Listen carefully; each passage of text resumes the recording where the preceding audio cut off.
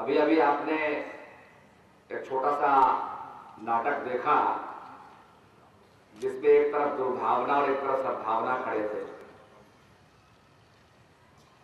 वास्तव में अगर हम ये देखें कि दुर्भावना का बस चलता तो जगह जगह दंगे होते, धंधा बिल्कुल चौपट हो जाता लोगों का, समाज के अंदर विकार पैदा हो जाते और कोई भी देश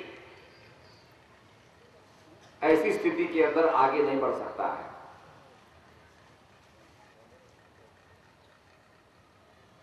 दूसरी तरफ सद्भावना थी जिसके संदेश को लेकर के आप लोग चल रहे हैं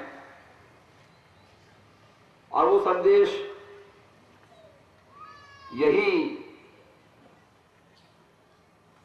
घोषणा कर रहा है कि समाज के अंदर सद्भावना होनी चाहिए, आपस में भाईचारा होना चाहिए, तभी हम अपनी प्रगति और विकास अपना कर पाएंगे।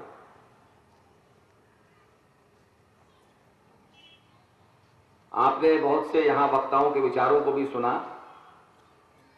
और वो इसी बात को समझाने का प्रयास कर रहे हैं।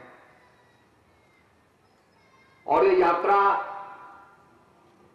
जिसे हम सेल्फ डिसिप्लिन कहते हैं, स्वयं अनुशासन के साथ चलना, संयम जिसे हम कहते हैं, उसके साथ हम लोग आगे बढ़ रहे हैं। अगर हम में संयम ना हो तो हमारी शक्ति अनियंत्रित हो जाएगी, अनकंट्रोलेबल हो जाएगी।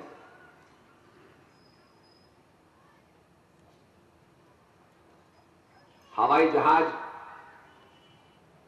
एक डिसिप्लिन पाथ पर, डिसिप्लिन फ्लाइट पर चलता है। अगर वह रास्ता भटक जाए, टर्बुलेंसेस आ जाए, चक्रवात आ जाए, तो उसमें वह दिशाहीन हो जाता है। तो सबसे बड़ी महत्व की बात यह है कि हम अपने लक्ष्य को सामने लेकर के चलें। यही बात हमारे यजुर्वेद के अंदर आती है, जिसके अंदर मंत्रद्रष्टा कहता है ओम भूर्भुवस्सुवः तत्सवितुर्वरेण्यं भर्गो देवस्य धीमहि धियो यो न प्रचोदयात्। उसमें भी मंत्रद्रष्टा यही कह रहा है कि मैं भार्गव का ध्यान करता हूं। सर्वव्यापक, सर्वशक्तिशाली ज्योति स्वरूप जो परमात्मा है, उसको लक्ष्य बना करके उसके ध्यान करने की बात हमारे यजुर्वेद के मंत्र के अंदर, गायत्री मंत्र के अंदर कही गई है। अगर आप उसकी गहराई में जाएं तो किसी ने प्रभु का अगर अनुभव नहीं किया गया, किसी ने प्रभु को एक्सपीरियंस नहीं किया, उसका अनुभव नहीं किया, तो उसने उसको भर्गो कैसे कहा? अगर ये बात शास्त्रों में लिखी गई है, वेदों में लिखी गई है, तो वेदों के जो मंत्र दृष्टा थे उन्होंने अनुभव के आधार पर यह बात कही और हम इस नतीजे पर पहुंचते हैं कि मंत्र दृष्टाओं ने मंत्र को आत्मसात किया, उसका एक्सपीरियंस किया और तब उन मंत्रों को लिखा। एक समय हम लोग सफर कर रहे थे, एक बड़ा विद्वान व्यक्ति हमारे सामने बैठा था।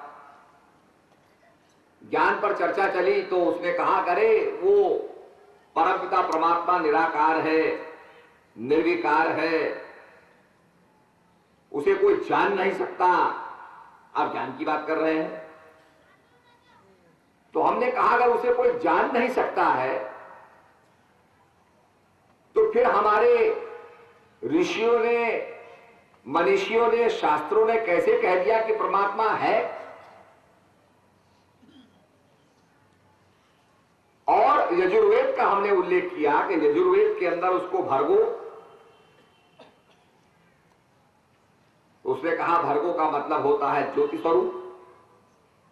तो हमने कहा जब ज्योति स्वरूप आप मानते हैं और आप ये कहते हैं कि किसी ने उसका अनुभव नहीं किया, तो जिसने उसका अनुभव नहीं किया उसने उसको ज्योति स्वरूप कैसे कह दिया? या वो है, निर्विकार है तो कैसे जाना कि वो है? तो वो बेचारा घबरा गया, सोचने लगा, कहने लगा ये शास्त्रों में लिखा हुआ है। हमने कहा शास्त्रों को किसने लिखा? कहा ऋषि मुनियों ने। तो ऋषि मुनियों ने कैसे जाना? तो कहने लगा इसका मकसद कि ऋषियों ने किसी विधि से जाना। उसी विधि को जानने के लिए, समझने के लिए हम कह रहे हैं, और उसी विधि को ज्ञान कहा जाता है। तो ये एक बड़ा सुंदर सुअवसर है कि अपने लक्ष्य को, क्योंकि हमारे उपनिषदों के अंदर ये बात कही गई है कि अपने शरीर को धनुष बना करके मन को बाण बनाओ और जो ब्रह्म लक्ष्य है उसको मन से बेधो, अर्थात मन को वहां लगाओ।